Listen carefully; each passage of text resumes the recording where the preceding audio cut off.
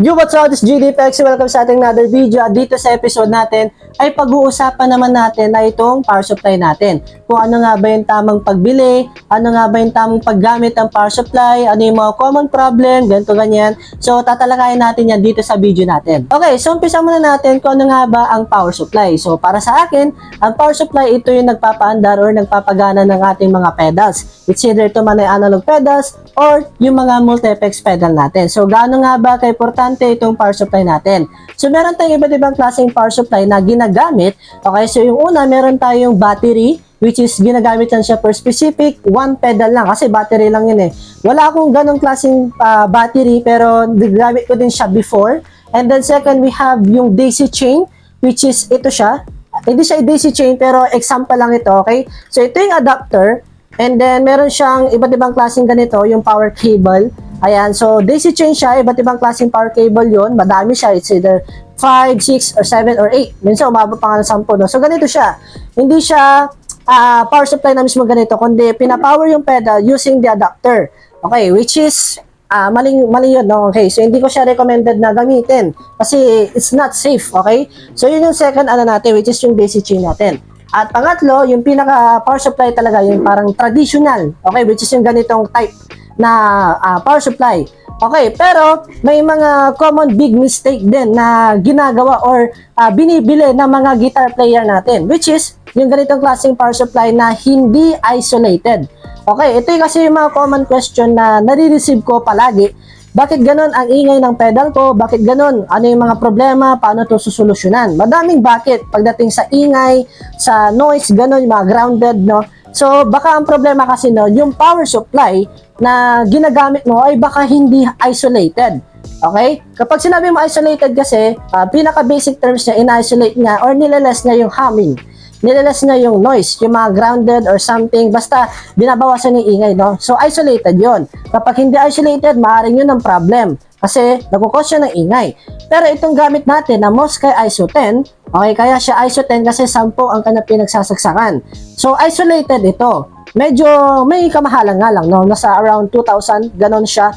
So, yun yung number 1 natin, which is hindi isolated yung power supply na ginagamit ninyo. Pangalawa, which is gumagamit kayo ng DC chain, which is it is not safe para sa mga pedals, lalo na kapag marami kayong pedal na pinagsasaksakan. At sa pangatlo naman yung battery, which is wala akong ganun, basta battery siya, nagpo-provide ko na lang dyan sa screen natin. Yun yung mga common mistake na ginagamit or binibili ng guitar player. So, ito, recommend ko sa inyo, ang bilhin niyo dapat isolated. Any brand, no? Any brand na power supply, basta isolated. Ito, magpapakita ko sa inyo example na dahilan kung bakit isolated dapat ang power supply na gagamitin ninyo. And ito, plus, hindi lang isolated, dapat yung tamang paggamit, yung tamang pagsasaksakan ng mga pedals ninyo. Okay? So, for example, meron tayong mga iba't ibang klaseng pedals dito. Okay? So, kukunin ko muna yung cables natin dito. Ayan, for example. Ayan. So, kailangan, ito na, ituturo ko sa inyo ang tamang paggamit ng power supply para sa mga pedals niyo para maiwasan natin itong hindi masira. Okay? So, unahin muna natin dito sa ating pack loop natin. Okay? Dito sa ating pack loop kasi, ang hinihingi niya ay 300 mA na 9 volts. Okay? So, kailangan dito sa inyong power supply ay mayroon din kayong 300 mA tsaka 9 volts. So, isasagsak mo siya ngayon dito. Okay? Tapos, ayan. So, 300 na ito, na milliampere plus 9 volts na din siya. So, yun. Tamang, nasa tamang saksakan siya. Nasa tamang kuryente siya. Tamang supply, no? Kasi yung isa kong pack loop, kasi dalawang pack loop ko dito. Kung mapapanood nyo yung previous vlog ko regarding sa pagpapayos ng pedal, ang nangyari kasi sa pack loop na yun ay nawalan siya ng power. So, ano yung cause nun? Ano yung dahilan kung bakit nawalan siya ng power? Kasi nga, gumamit ako ng non-isolated power supply, which is yung Mosky DC10, yata pagkakalam ko. Gumamit ako ng ganon, and sadly, ginamitan ko siya ng 100 mA, which is hindi dapat. Kasi 300 ang hinihingi niya, ang ginamit ko sa kanya, 100. Gumana naman siya ng mga ilang araw, pero yun nga, habang tumatagal, bumigay din, nasira yung pedal ko na amon na pack loop. So, pinaayos ko siya. Mas malaki yung gastos, di ba? So, yun. Next naman tayo dito sa ating Zoom MS50G. So, according dito sa Zoom MS50G, ay 500 milliampere and 9 volts din siya. Okay, so makikita nyo dito, ayan siya, 500 milliampere na 9 volts. So kailangan titingin kayo dito sa inyong power supply na merong 500 na milliampere plus 9 volts. Okay, so hanapin natin ito, 500 milliampere. Ayan, 500 milliampere. Tapos dito sa 9 volts natin na Zoom MS50G. Ayan. So yun yung common mistake na ginagamit or ginagawa ng mga guitar players, which is yung maling paggamit ng power supply or maling voltahe, maling milliampere na pinagsasaksakan nila sa kanilang mga pedals nila. Okay. Now, let's go with shred head naman. Okay, dito tayo sa ating shred head. So ipapaliwanag ko sa inyo since ang naiba dito yung voltahe ni shred head. Okay, let's go with shred head British distortion. And as you can see, dito sa ating shred head ay naka 9 to 18 volts yung hinihingi niya. So, kailangan ganun din yung ibibigay natin.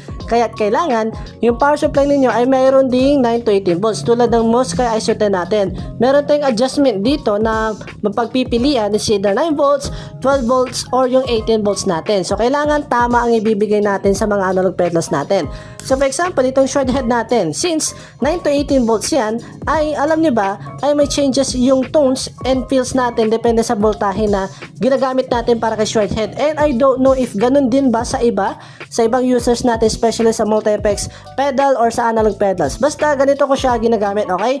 So, as you can see, siguro sa mga ibang users ng shred head, kung magtataka kayo bakit ganun, hindi na ganun ka-punchy yung drive, mahina na rin yung ilaw ng kanilang shred head. Maaari kasing nasa 9 volts sila. Okay, so papakitaan ko kayo ng differences ng iba't ibang klaseng voltahe na gagamitin natin sa shred head natin. So papatayin ko yung ilaw. Ayan, so currently nasa 9 volts tayo ngayon.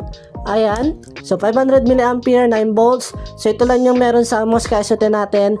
Okay, so try natin mag-adjust ng volts. Okay, so ito yung standard 9 volts. Pansinin yung ilaw. Ayan, magbabago yung brightness. Okay, tapos 18 volts. Medyo maliwanag na siya compared sa 9 volts, di ba?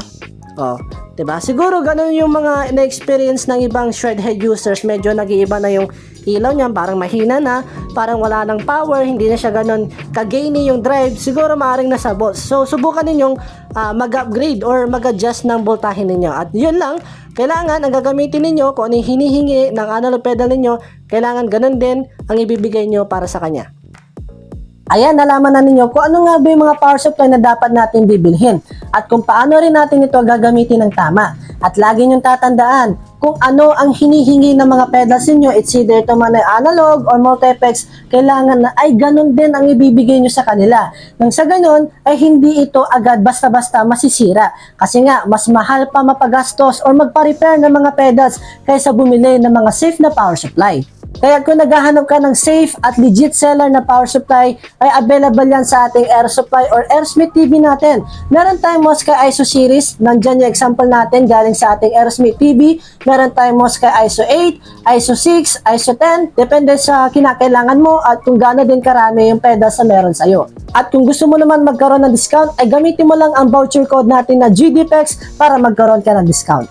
At hanggang dito na lang yung video natin. Nakita-kits ulit tayo sa ating mga susunod na video at this GDPEX and keep rock on. Let's go!